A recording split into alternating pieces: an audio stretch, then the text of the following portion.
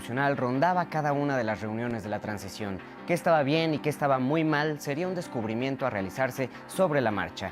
Fue ahí cuando la pandemia del COVID-19 llegó a nosotros y nos demostró a la sociedad en su conjunto cómo había sido desmantelado el sistema de salud. El músculo que tuvo que demostrar el gobierno para resistir no fue pequeño. Sin embargo, la infodemia no se hizo tardar. Desabasto de medicamentos, percepción de atención hospitalaria, vacunación y el seguro popular han sido algunos de los elementos en cuestión entre opinadores de uno y otro lado. Hoy en el desfiladero discutiremos qué teníamos, qué tenemos y qué nos hace falta en materia de salud.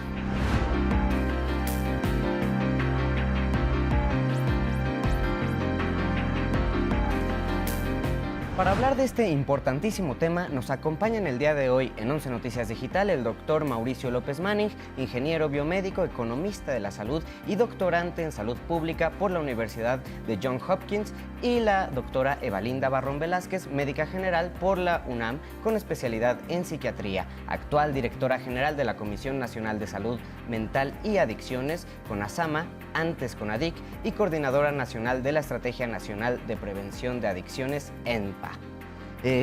Doctora, muchas gracias por haber venido el día de hoy hasta acá, hasta el casco de Santo Tomás, para hablar de un tema que es bien importante. Hace un par de meses, creo que empezaron a salir un montón de entrevistas, de comentarios, ¿no? A partir de información de la OCDE. Entonces veíamos un montón de exsecretarios de salud que daban muchas opiniones alrededor de lo que estaba pasando con la salud en nuestro país. Y algo que me preocupaba mucho es esa idea de una percepción de la salud que pareciera que tiene la gente que pues no se siente protegida. Entonces por eso me interesaba que pudiéramos platicar el día de hoy. Y yo empezaría preguntándoles más o menos, porque además de que actualmente sean funcionarios y estén en diferentes áreas, al ser médicos pues debieron haber pasado antes por el servicio público, ¿no? De una u otra forma. Quería saber, pues, ¿qué teníamos? Doctora, ¿a qué se enfrentó usted en aquellas épocas? ¿Cómo era el sistema de salud en nuestro país? Primero tenemos que hablar de esta falacia del seguro popular y cómo funcionaba. A partir de, primero, las transferencias de recursos a los estados, cómo se registraban esas transferencias, cómo se gastaban, qué era lo que pasaba. Y teníamos un sistema de salud en el que la mayor parte de las personas contratadas eran personal administrativo y tenían centros de salud con un médico y 10 administrativos, ¿no? Y con compras de medicamentos que no forzosamente eran lo que necesitaba estar. Personalmente, como alguien que hizo su carrera en el sistema público, la residencia en el sistema público, sabemos que no todas las necesidades de salud están cubiertas. Como psiquiatra, puedo decir que la salud mental y las enfermedades mentales no estaban cubiertas, y muchas otras que me tocó vivir y ver, ¿no? Entonces, el sistema de afiliaciones que tenía el Seguro Popular, donde nos decía tenemos tantos asegurados, no implicaba forzosamente que tú tuvieras acceso a la salud en general, a la atención en salud, y menos a la salud pública. Hay un tema que me parece bien importante, ¿no? Porque creo que justamente se ha hecho esto, ¿no? Teníamos salud o acceso a la salud vía el Seguro Popular, pero ¿vía qué, no? ¿O cómo llegabas a eso? ¿Estábamos registrados, no estábamos registrados? ¿Cómo llegábamos? Escuchaba a Javier Tello, si no me equivoco, explicando, ¿no? Cómo las mastografías, por ejemplo, pues el Seguro Popular le daba lana a una fundación que eran los que las hacían, ¿no? Pero entonces tenías que llegar a un privado. ¿Cómo funcionaba ese sistema de salud? Claro, digo, pues su nombre bien lo dice, y qué bueno que le pusieron, es un seguro. Ese esquema de aseguramiento dentro de ese gran consorcio neoliberal que existe en el mundo, donde, oye, pues, la gente tiene que estar asegurada, y lo que nos importa es que esté asegurado, y que hay un mecanismo de copagos donde la persona tiene que buscar, y asumiendo ese mercado perfecto, donde dices, oye, pues yo soy un privado, ofrezco un servicio, el sector público también ofrece un servicio, pues la gente va a tener las condiciones perfectas para saber a dónde voy, a o B, y por tanto, pues a quien le ofrezca las mejores condiciones es a quien le voy a pagar, pero le voy a hacer esa transferencia de dinero, esa transferencia económica, porque es un seguro. Oye, pero las cuotas, las personas sí puede ir, no puede ir, ese no es problema de la aseguradora. O sea, la aseguradora lo que es, pues te reembolso lo que te gastaste, te pago los insumos, pero si llegó, si no llegó, si tenía condiciones equitativas, igualitarias, si estaba muy lejos, si había fenómenos sociodemográficos, territoriales que impedían el acceso, pues para la aseguradora eso era lo de menos. El chiste era, pues yo te reembolso, como una bolsa de dinero que paga un servicio, pero y todo lo demás, el rol del Estado, ese estado de bienestar, protector, que dice, oye, yo no nada más me aseguro de un servicio, sino es qué puedo hacer para que la persona acceda y tenga ese servicio de atención médica de calidad, oportuno, etcétera, etcétera. Ahora que lo cuentan, ¿no? Pienso mucho, por ejemplo, en cosas que el domingo pasado vimos ganar a Javier Milei y él hablaba mucho de esto, del voucher, ¿no? Vamos a darles un voucher porque pues, no hay que regularlo, ¿no? O sea, no tiene que hacerlo el Estado, este tema como de salud, como de educación. Entonces, nosotros les damos un voucher a los estudiantes, a los jóvenes, a las personas y ustedes, pues como son libres en el libre mercado, pueden escoger dónde van a hacerse pues, sus servicios médicos, ¿no? Y ahí entramos a un tema que me parece muy importante y doctora, se lo voy a preguntar a usted, sobre todo porque la salud psiquiátrica, creo que el tener acceso a ella o lo que tenemos de idea la gran mayoría de las personas, a menos de que hayamos caído de alguna forma en la salud pública, pues estamos acostumbrados a que es algo que uno paga, ¿no? Deberíamos de estar acostumbrados a pagar esos servicios de salud o son un derecho o vamos... ¿Debemos pagar por la salud? Es muy interesante porque es un derecho y es un derecho humano. Y cuando tú comercializas con esto, empiezas a tener sistemas privados que pueden darte esa atención por $1, o por $3, o por $200. Y claro que cómo va a ser ese servicio va a depender de cuándo estés pagando. En salud mental nos pasa mucho, pero creo que en muchas cosas como cáncer y otras enfermedades también pasaba, en donde el Estado da el dinero a asociaciones privadas y estas pues no tienen una forma de garantizar toda la atención. Y es lo que comentaba Mau, no solamente es cómo se transfieren los recursos, sino la organización del sistema de salud en México, en este Estado federado, en donde hay una rectoría federal, pero los estados ponen otra parte del sistema de salud. Podemos tener estados que tienen sistemas bastante eficientes y otros que en realidad no lo son, ¿no? Y que se usaban las transferencias para otros fines. Y entonces no hay un seguimiento en la atención a las personas. Desde la salud pública, desde esta parte de la prevención, que son los determinantes que nos dicen si estamos sanos o no, que tienen que ver con los modelos económicos, con cómo, si mi trabajo es saludable o no, si tengo acceso a derechos laborales, si tengo acceso a alimentación sana, si tengo derecho a transporte, que va a determinar cómo va a ser mi salud. Si llego a mi centro de salud y ahí me detectan algo y yo puedo llegar hasta un hospital de tercer nivel de atención o no. Entonces, toda la estructura del sistema de salud en México, que es fragmentada, donde tenemos muchas formas de acceder, el IMSS, el ISSSTE, si eres trabajador de Pemex, si eres trabajador de Sena, o no tienes un aseguramiento, va a hacer que estas vías sean complejas y tú te pierdas en ese sistema. Y si además ese sistema está cooptado por privados, pues va a ser mucho más difícil que puedas acceder a ellos. Yo soy un fanático de la salud pública, soy hijo de la salud pública, ¿no? Mi madre trabaja ahí en una institución, no voy a decir en cuál, es enfermera, y gran parte de mi familia. No conozco la salud privada, no soy fan de eso. Pero hoy, platicando con personas, me decían, ¿por qué no hay un sistema de salud universal en nuestro país? ¿O si existe? Esa es la gran pregunta. ¿O cuál es nuestra ruta? Porque creo que algo que es muy complicado, que era justo lo que usted decía, doctora, es que estamos divididos, ¿no? Quienes somos trabajadores y tenemos nuestro IMSS, o quienes son trabajadores del Estado y tienen ISSSTE, o bla, bla, bla, bla, bla, bla, bla. Pero hay un universo en donde está perdida la gente, en donde no tiene, ¿no? ¿Cómo podemos? ¿Hay o no hay? Sí. Bueno, el sistema de salud en México está fragmentadísimo, así lo recibimos. Esto tiene un bagaje histórico desde 1943, cuando se dice, no, pues todas las personas tienen que tener un trabajo, todas van a estar dentro de un esquema formal laboral, entonces pues automáticamente les vamos a dar seguridad social. Se fue desdibujando, hay varios intentos, llega el régimen neoliberal donde dice tiene que estar súper descentralizada, tiene que estar en manos de las entidades federativas porque así cada uno conoce su realidad. y nosotros en la federación nos desentendemos. ¿Pero qué pasó? Pues empezaste a generar duplicidades, empezaste a generar gastos superfluos, empezaste a generar distintos criterios de atención, distintos criterios de oportunidad, y entonces el sistema se complejiza. Y a lo que aspiramos es a tener a un prestador de servicios que tenga la misma calidad, la misma atención, la misma capacidad de operación como el IMSS. El IMSS es un prestador de servicios federal, nacional, donde tú vas a una entidad federativa, pero tiene una oficina central a nivel nacional.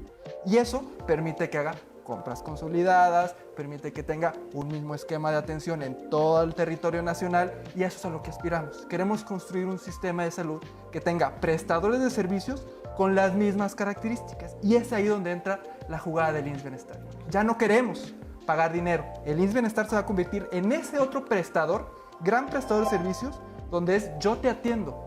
Yo tengo dentro de mi cuerpo laboral a personas entrenadas, capaces, cálidas, que te van a dar el servicio. No nada más es el intercambio de dinero. Pero es un extra, digamos. O sea, los que tienen IMSS, los que tienen ISSSTE y los que tengan lo que sea, está bien, van a seguir allí, y a quienes no lo tengan pueden entrar a IMSS Bienestar. O sea, son como diferentes, todavía una fragmentación o una unificación.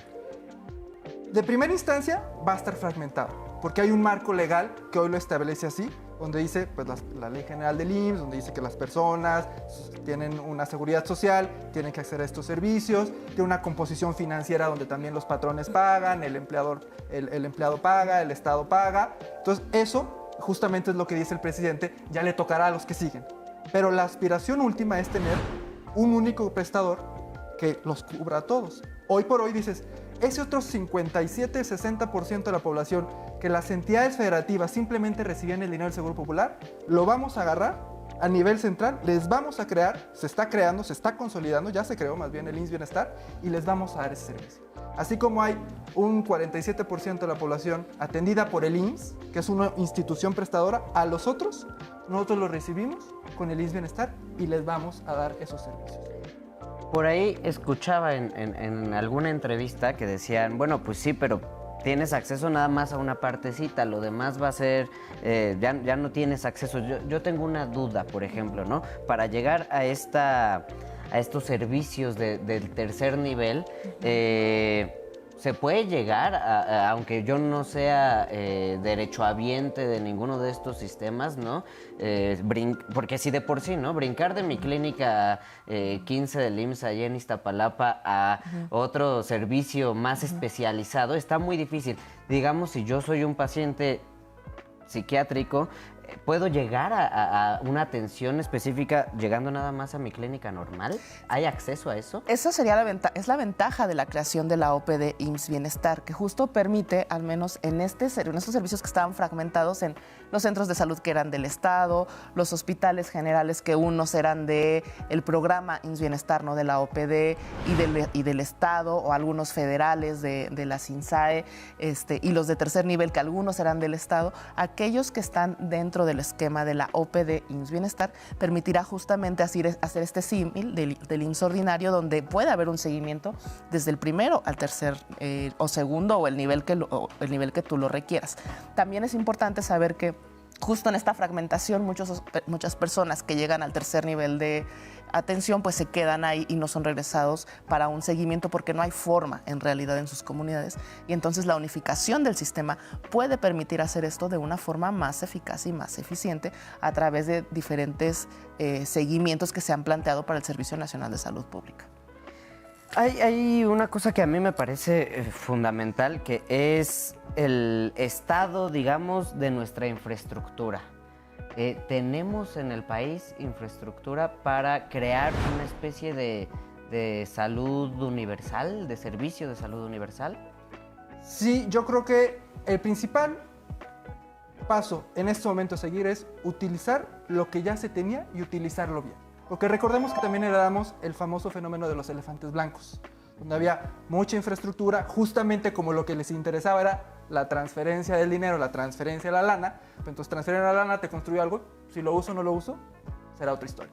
Entonces ahora lo que se está haciendo como primer paso es toda esa infraestructura, recuperarla, darle utilidad y con base en eso tomar decisiones sobre, ¿sabes qué? Acá me va a faltar un centro de salud, pero hoy por hoy tengo un hospital grandote, entonces atendámoslos en este hospital grandote, démosles el servicio para que la población se sienta atendida, aunque de momento ese específico centro de salud que se necesita en esa localidad muy puntualmente, no lo tengas. ¿Por qué? Porque hay que utilizar lo que ya está. Si no, sería un desperdicio impresionante. Además, ¿no? Pero lo que está o sea, es insuficiente, ¿no? Hasta cierto punto, siento yo. Tendremos que mejorar capacidades porque también recordemos que hubo un abandono total. Y no nada más en materia de infraestructura, sino en materia de personal. Tenemos un gran déficit. O sea, el mismo presidente lo ha dicho muchas veces. 200,000 personas de atención a la salud, médicos y médicas especialistas o generales, nos hace falta. Y eso también tiene que ver con el fenómeno educativo, ¿no? La educación pública, educación se agranda, pero es parte de toda esta idea del neoliberalismo, de el que pueda, que lo haga, y el que no. Creo que la revisión que se ha hecho dentro de la Secretaría de los Desiertos de Atención nos da, cuando ves los mapas, algo muy interesante. Y es que justamente estos elefantes blancos se ponen en lugares visibles. Y en las ciudades es donde tenemos los hospitales, ¿no? Un ejemplo es el 50% de los psiquiatras que hay en el país están en Tlalpan, en la ciudad. ¿No? O sea, y somos 4,500 y 800 están contratados por el servicio de salud. Y eso, así como pasó con la infraestructura, también pasó con el personal. Entonces, tenías personal contratado, especialistas, que los contratabas para una comunidad y se cumplía cierto tiempo y se iban a hospitales de alta especialidad, porque ha sido la forma en que los médicos hemos sido formados, ¿no? Para estar en estos grandes hospitales, no para estar en comunidades. O la distribución irregular de este personal. Entonces, como algunos hospitales eran del Estado, otros de la Federación, pues tenías hospitales donde tenías cirujanos, pero no tenías anestesiólogos, o tienes quirófanos, pero no tienes ginecólogos. Entonces, da lo mismo si tienes 10 quirófanos y no tienes ni un solo cirujano. La unificación, la creación de la OPD te permite justamente hacer un análisis de lo que estás teniendo, de cómo lo vas a usar y cómo vas a redistribuirlo para que sea lo más eficiente. Desiertos de atención tenemos, sí, vamos a tardar mucho tiempo en rellenarlos, pues sí, porque entonces dependerá de la formación y de que se siga incentivando tener más médicos, de que las plazas para los hospitales pues sean atractivas para los médicos, de que las condiciones de seguridad también lo sean y de que pues no sea una competencia donde solamente hay súper poquitos lugares para hacer la especialidad médica, ¿no? Eso es bien importante.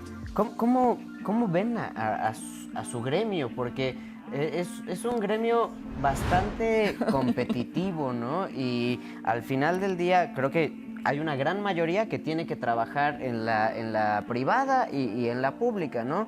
Inevitablemente, pero claro, el ver cuánto te pagan en un lado y cuánto te pagan en la otra, pues también te crea ciertas dinámicas de, pues a lo mejor por eso no voy a ir a trabajar a tal comunidad, ¿no? Porque allá nada más voy a poder hacer la pública y lo que me paguen y quién sabe cómo llegue y ese tipo de situaciones que lo hacen difícil.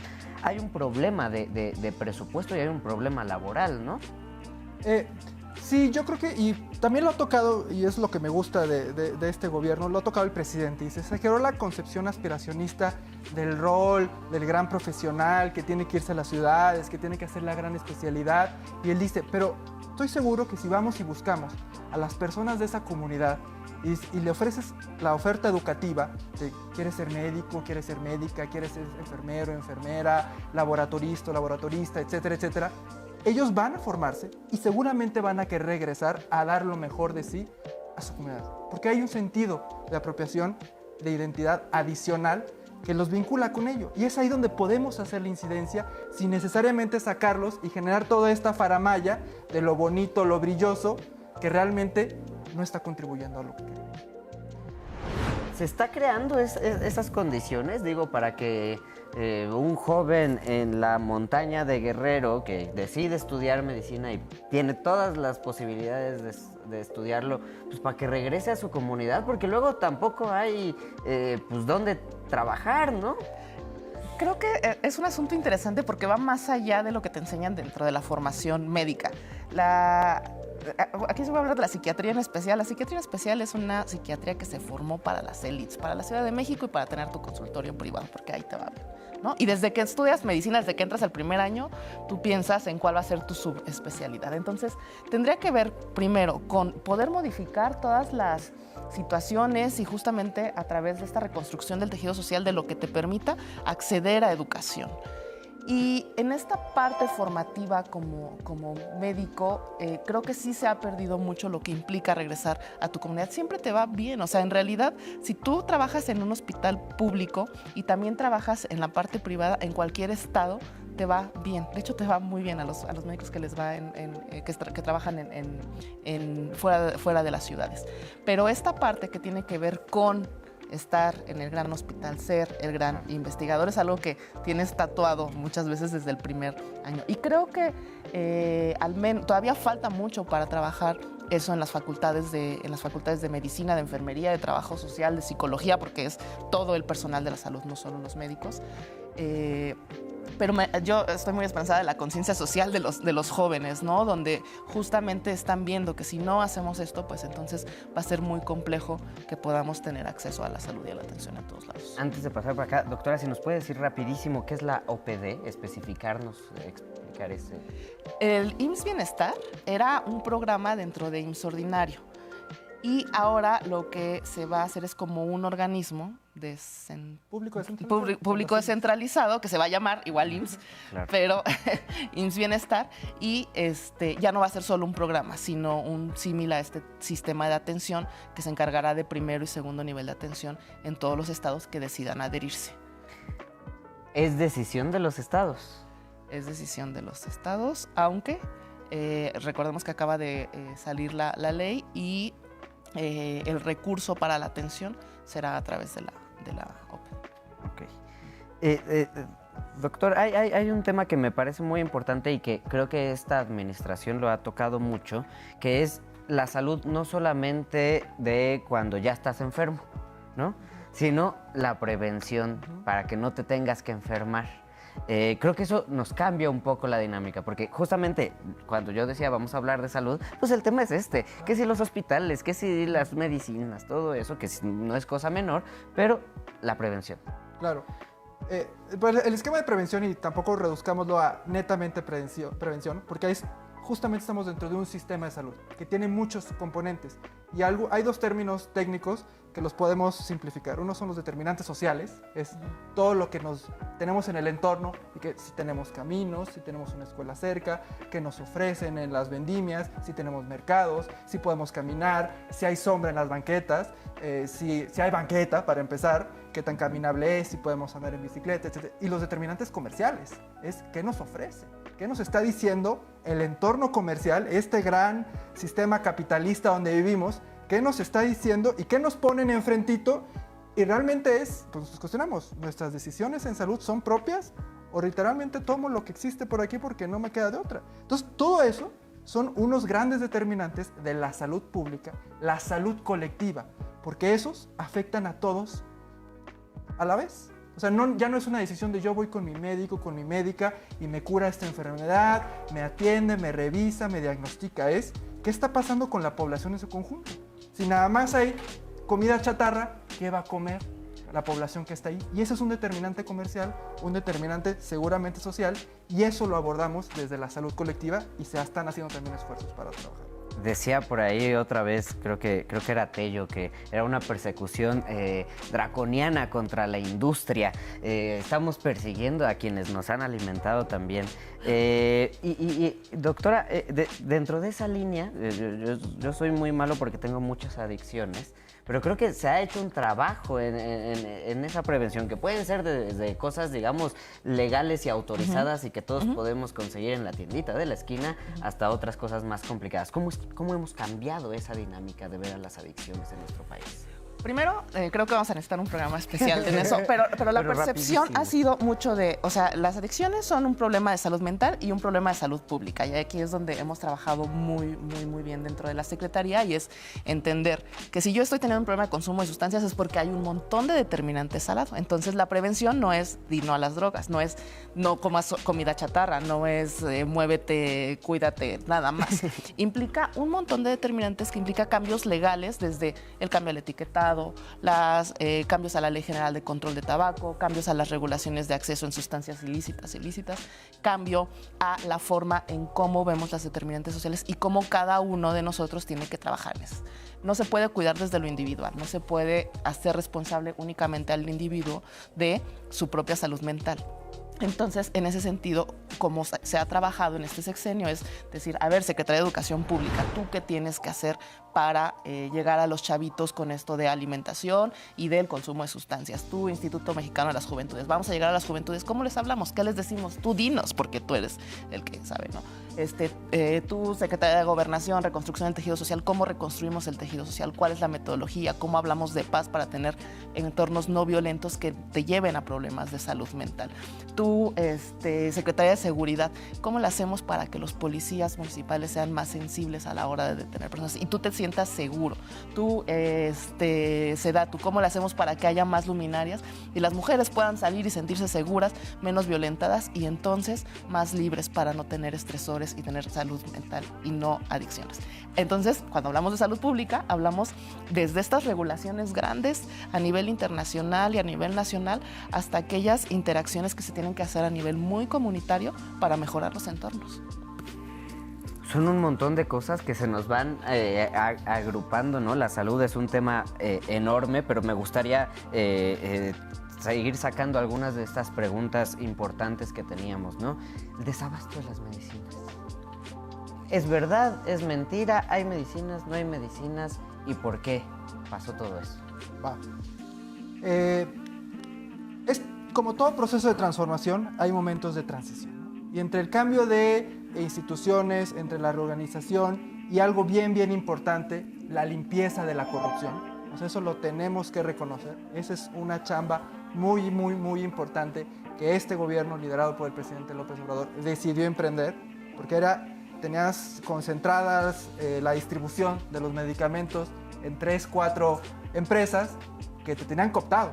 O sea, porque o les hacías caso o te dejaban de distribuir.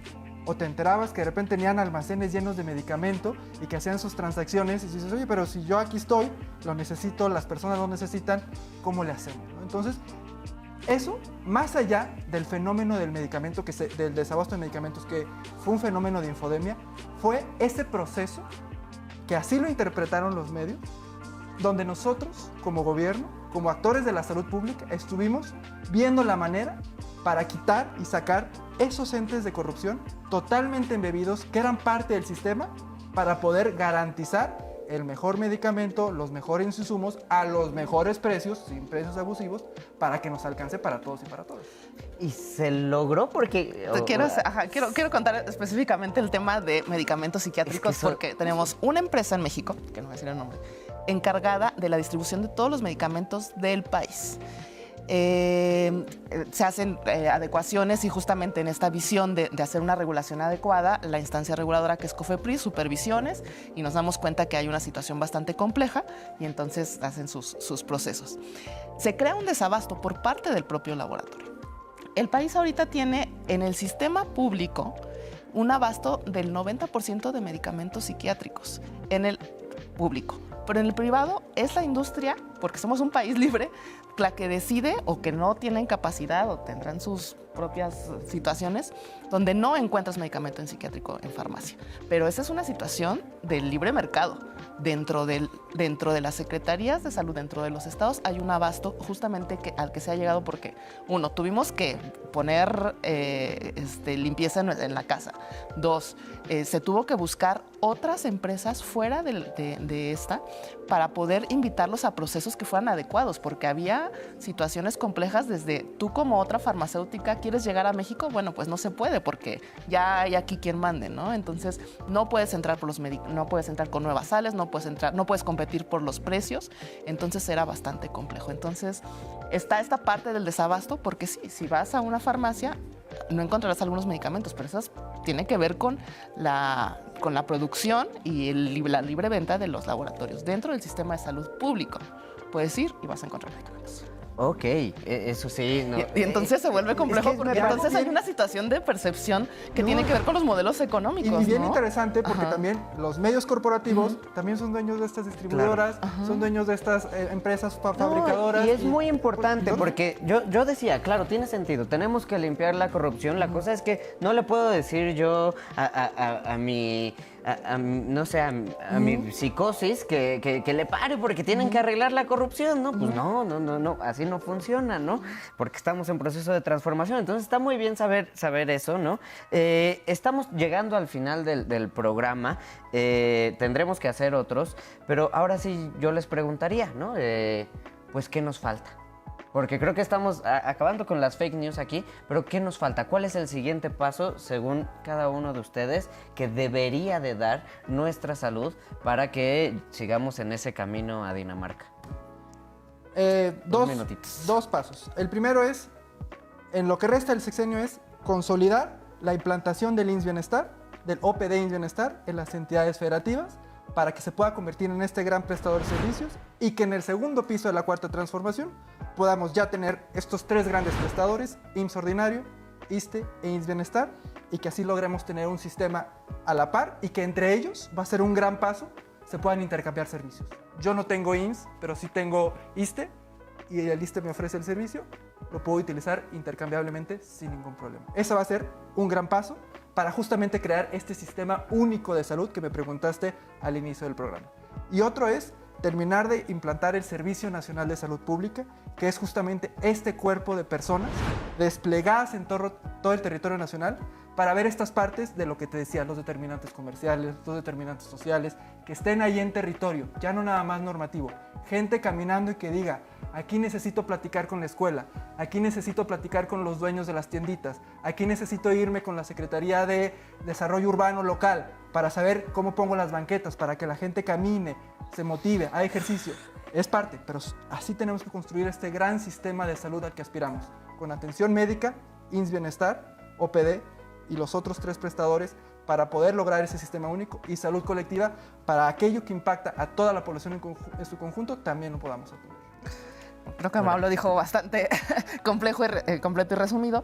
Y solo agregaría que podamos entender que las transformaciones se pueden llevar mucho tiempo, ¿no? Siempre hablamos de la transformación de salud mental, que en muchos países muy pequeños como Inglaterra se ha llevado 20 años. Nosotros en 4 años logramos que todos los médicos, todo el primer nivel de atención, diera atención en salud mental y adicciones a través de transferencia de conocimientos, que es la capacidad. Y el otro reto muy importante es entender que la salud pública nos toca a todos y todas, no solamente a los médicos o al sistema de salud como tal. Justamente cuando estamos hablando de estos determinantes sociales, implica que el trabajo intersectorial es fundamental para poder llegar a este punto. Entonces es un gran reto para el sistema, pero bueno, las transformaciones así empiezan y creemos que este año que nos queda todavía podemos organizar lo suficiente para que continúe la transformación y llegamos a donde queremos, que es ese derecho a la salud de todos y de todas.